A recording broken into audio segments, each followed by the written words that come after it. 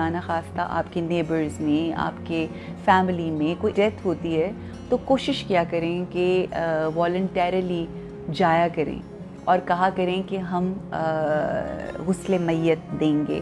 اس کا ریزن یہ ہے کہ جب آپ اتنے قریب سے کسی ڈیڈ باڈی، کسی میت کو دیکھتے ہیں تو آپ کو اس زندگی کی حقیقت کا پتہ چلتا ہے کہ ہم اس زندگی میں کیا سوچ بیٹھے ہیں، ہم کیا کر رہے ہیں، what are we running after، ہم کن چیزوں کے پیچھے بھاگ رہے ہیں، ہم کیا چاہتے ہیں اپنی زندگی سے، ہماری زندگی کا دراصل مقصد کیا ہے، ہمیں کس طرح سے اپنی زندگی گزارنی چاہیے. ہر انسان نے at the end of the day زمین کے نیچے مٹی تلے جو ہے ہم نے لیٹ جانا ہے. جا کے دعا ہوتی ہے جو میت کی بخشش کے لیے مسنون دعا ہے. جب میں نے اس کو ترجمے سے پڑھا تو میری لٹرلی آنکھیں کھلی کی کھلی رہ گئیں. And I traveled so much. میں نے اتنا سیکھا and I'm going to share that with you. بسم اللہ الرحمن الرحیم.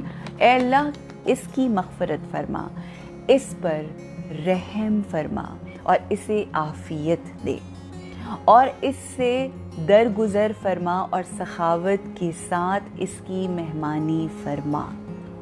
ہم جب ایک میت چلی جاتی ہے، اس شخص کی روح چلی جاتی ہے، تو آپ پہلے تو یہ سوچیں کہ کیا کنیکشن ہے روح اور جسم کا، کہ جب تک روح ہے چاہے وہ بندہ وینٹیلیٹر پہ بھی ہے، ہم کبھی بھی نہیں کہتے کہ یہ میت ہے یا یہ مر گیا یا ڈیڈ باڈی. ہم کہتے ہیں انکل، آنٹی، وہ لڑکی، وہ لڑکا XYZ they are on ventilator, please ان کے لیے دعا کریں. لیکن جس وقت کوئی شخص اپنی روح، اس کی پرواز ہو جاتی ہے، ملک الموت اس کی روح نکال کر لے جاتا ہے، تو ساری دنیا یہ کہتی ہے، ایون اپنے بچے کہہ رہے ہوتے ہیں کہ امی کی میت پڑی ہوئی ہے. ہم کہہ رہے ہوتے ہیں ہمارے باپ کی میت پڑی ہوئی ہے. ہم یہ نہیں کہتے کہ میری امی لیٹی ہوئی ہیں، ہم کہتے ہیں میت پڑی ہوئی ہے. اور جس وقت وہ میت پڑی ہوتی ہے تو ہر انسان کی پوری کوشش ہوتی ہے کہ جلد از جلد اس کو مٹی کے نیچے دبا دیں. یہ حقیقت ہے انسان کے جسم کی کہ اگر روح نکل جائے تو اپنے گھر والے اپنے گھر میں نہیں رکھتے اور جلدی کرتے ہیں کہ اس کو مٹی کے نیچے لٹا دیا جائے. سو اللہ سے یہ دعا کی جا رہی ہے کہ اسے درگزر فرما اور سخاوت کے ساتھ اس کی مہمانی کر. پھر اللہ سے دعا کی جا رہی ہے اس کے داخلے کی جگہ وسیع فرما دے. یہاں پر 2 پوائنٹس ہیں. دیکھیں اللہ سے یہ مانگا جا رہا ہے کہ اس کی مہمانی جب کرے یہ میت اور یہ جو روح آپ کی طرف آ رہی ہے یہ شخص، تو اس کی سخاوت کے ساتھ مہمانی کر.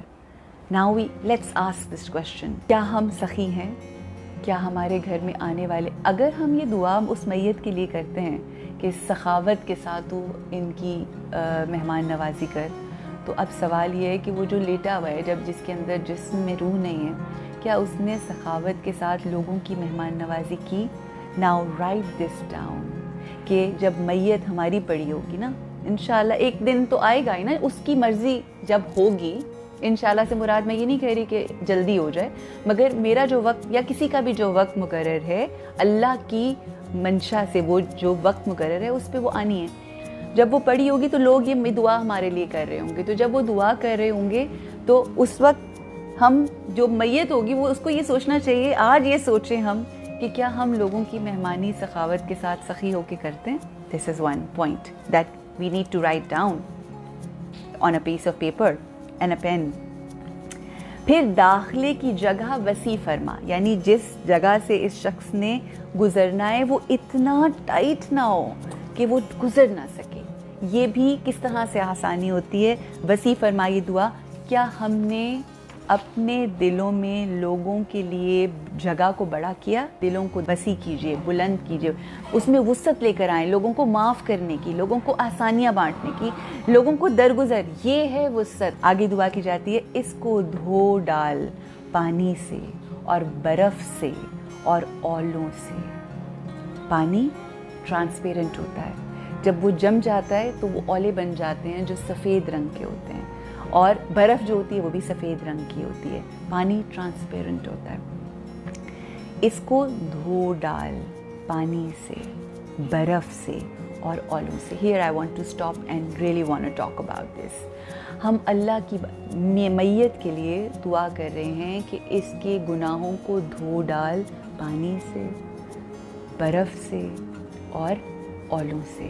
کیا ہم روزانہ دن میں एक मर्तबा भी जिस्म को तो धोते हैं, अपनी रूह को धोते हैं, क्या साफ़ करते हैं कि वो पानी की तरह शफाफ हो जाए, बर्फ़ की तरह सफ़ेद हो जाए और औलों की तरह साफ़ सुथरी हो जाए। पाक कर दे खताओं को, जिस तरह तू पाक करता है सफ़ेद कपड़े को मैल से। याद रखें, हमारी जब रूह हमारी जो दी जाती है ना, वो रूह जो है वो पाक है, वो रूह जो है वो साफ़ है, वो रूह जो है वो वाइट है।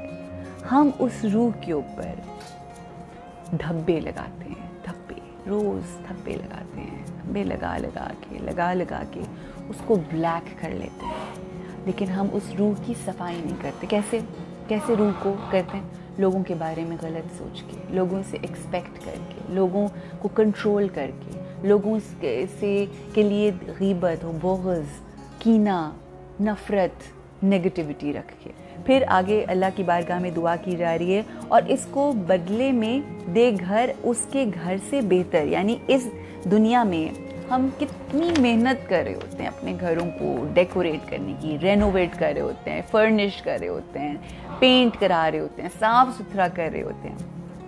क्या हम जन्नत में बना रहे हैं कोई घर? जब कुछ अपने घर में लेकर आएँ, किसी गरीब को भी कुछ दें। यकीन करें वो आपका जो किसी गरीब को देंगे, किसी ज़रूरतमंद को देंगे, किसी बच्ची की शादी है उसको कुछ दे देंगे।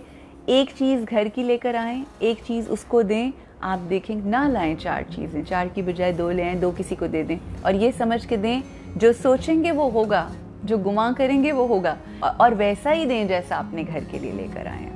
तो आप ये देखेंगे इंशाल्लाह जब जन्नत नसीब होगी, जब जन्नत में जाएंगे तो आपको वहाँ पर वो तमाम अच्छी चीज़ें मिलेंगी। इसके घर के लोगों से बेहतर अता कर, यानी इसको घर दे तू अपनी बारगाह से, उस घर से बेहतर इसको लोग दे। इस दुनिया में जो लोग उसके पास थे उससे बेहतर कैसे होगा ये? जब हम हमारे इर्द गिर्द जैसे भी लोग हमें मिले थे, जैसे भी लोग थे, जैसे भी थे, हमने उनके साथ कॉम्प्रोमाइज़ किया, हमने उनके लिए आसानी पैदा की। उन्होंने अगर भी हमारे लिए मुश्किल पैदा की, हमने उनके लिए आसानी पैदा की। उन्होंने हमारे खिलाफ बात की, हमने उनके लिए अच्छा कहा।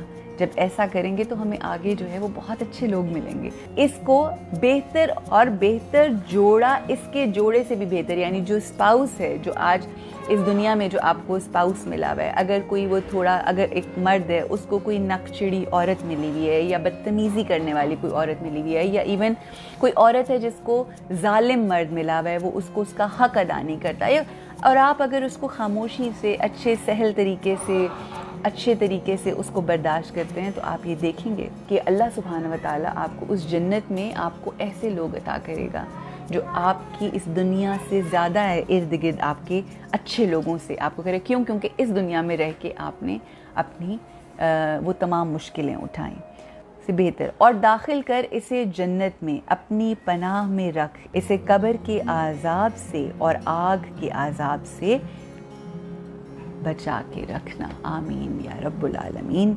Remembering death is very, very important. Remembering death is essential for all of us to have a better, contented,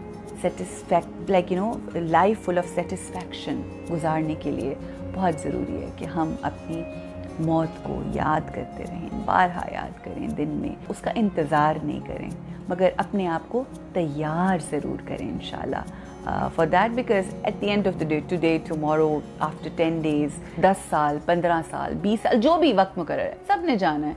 तो अल्लाह सुब्हानहू व तआला की बारगाह में जाने के लिए तैयारी का जो मरहला है और लम्हा है वो बहुत ज़रूरी है।